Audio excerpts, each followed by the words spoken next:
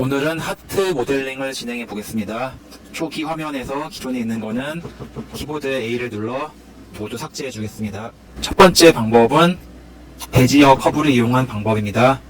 Shift A를 눌러 커브에서 베지어를 선택합니다. 이 커브의 위치가 정면에서 봤을 때 보일 수 있도록 살짝 회전을 해주겠습니다. 선택하고 로테이트 X축으로 90을 입력합니다. 이 상태에서 오리진의 중심으로 하트 모양 절반을 만들어 주겠습니다. 방법은 현재 오브젝트 모드에서 탭키를 눌러 에디트 모드로 이동한 다음에 이 버텍스 점을 클릭하고 키보드의 G키를 눌러 위치를 이동할 수 있습니다. 다시 반대쪽 점도 클릭한 뒤 G를 눌러 위치를 이동하고 R키를 눌러서 방향을 회전시킬 수 있습니다. 이렇게 모양이 마음에 들지 않을 때는 S를 눌러 스케일을 조정할 수도 있습니다. 아까 배웠던 키를 이용해서 대략적인 모양을 만들어 주겠습니다.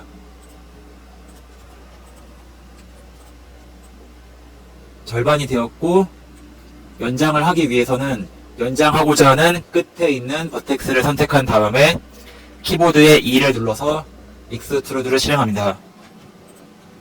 다시 위치와 모양을 잘 잡아줄 수 있습니다. 우선 반쪽을 만들어준 다음에 반대쪽도 대칭을 해서 만들 것이고, 그것을 위해서는 이 중심을 기준으로 이 점의 위치를 정렬을 해주겠습니다. 이 버텍스를 선택하고 N키를 눌러서 우측 메뉴를 열면은 현재 이 버텍스가 가지고 있는 좌표의 값이 나와 있습니다. X축의 좌표를 0으로 정렬시켜 주겠습니다.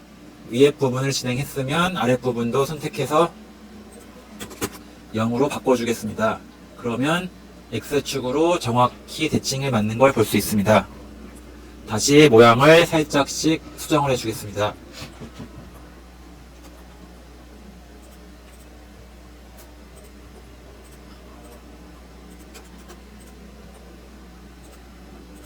네, 대략적인 모양이 완성되었습니다.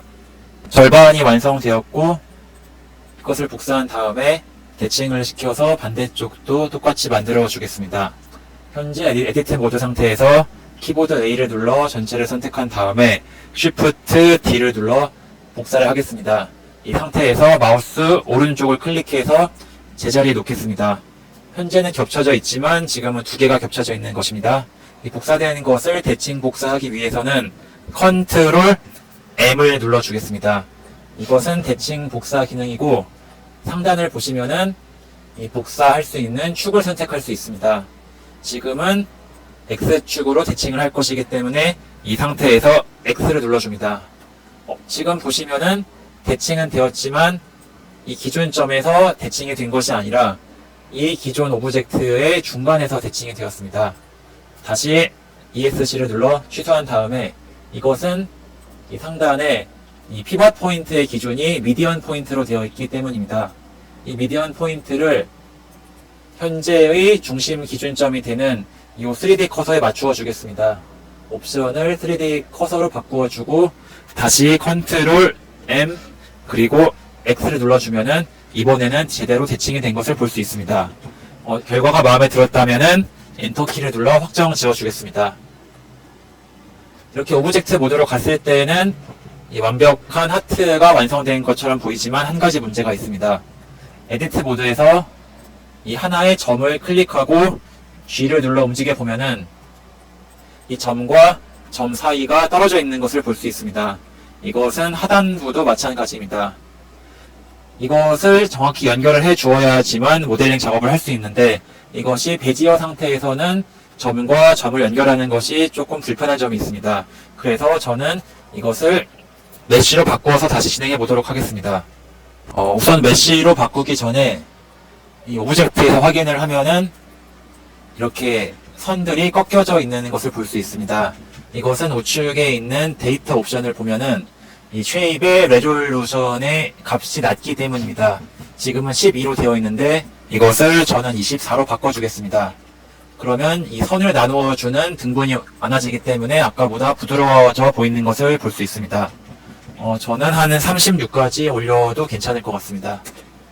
이 상태에서는 예를 들어서 이 모디파이어에서 솔리디파이를 실행해도 제대로 기능이 먹지 않습니다. 이렇게 작업을 하면 안 되고, 이 상태에서 오브젝트 모드일 때 마우스 오른쪽 버튼을 클릭해서 나오는 이 컨버트 2에서 메쉬로 상태를 변경해 주어야 됩니다. 이것은 우측에서도 확인할 수 있습니다. 지금은 이 베지어 상태로 되어 있고, 이것을 메쉬로 바꾸면 지금 보이는 것은 달라 보이지 않지만 우측에 이 상태가 메쉬로 바뀐 것을 볼 수 있습니다. 이 상태에서 다시 오브젝트 모드를 에디트 모드로 전환을 하고 다시 확인을 하면은 이쪽 겹쳐있는 부분이 버텍스를 하나 선택했을 때 이렇게 떨어져 있는 것을 볼 수 있습니다.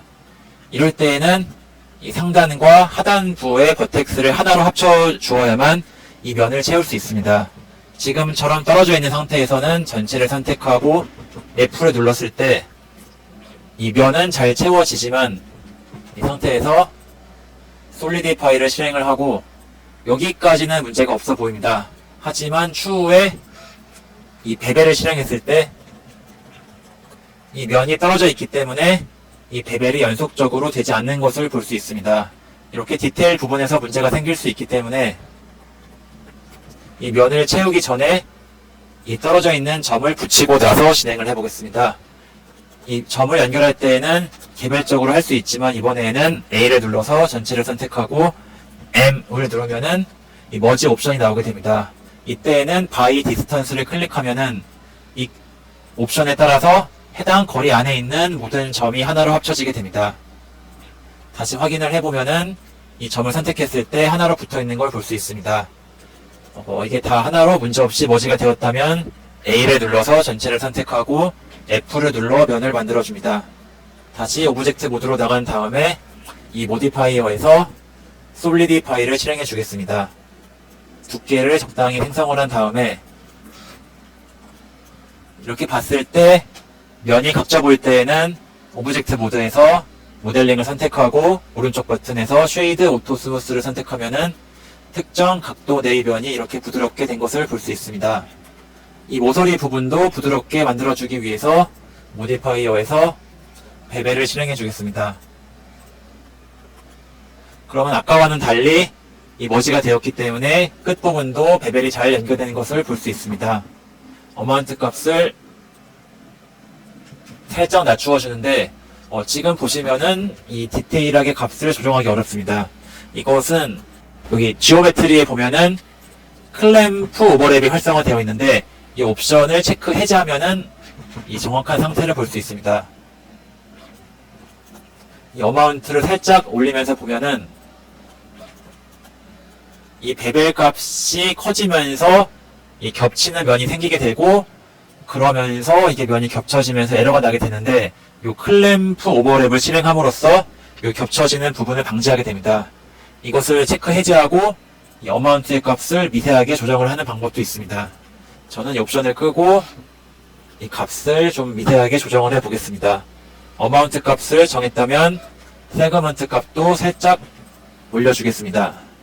한 6 정도 올려주고 나면은 이 모서리가 부드럽게 정리된 하트를 확인할 수 있게 됩니다.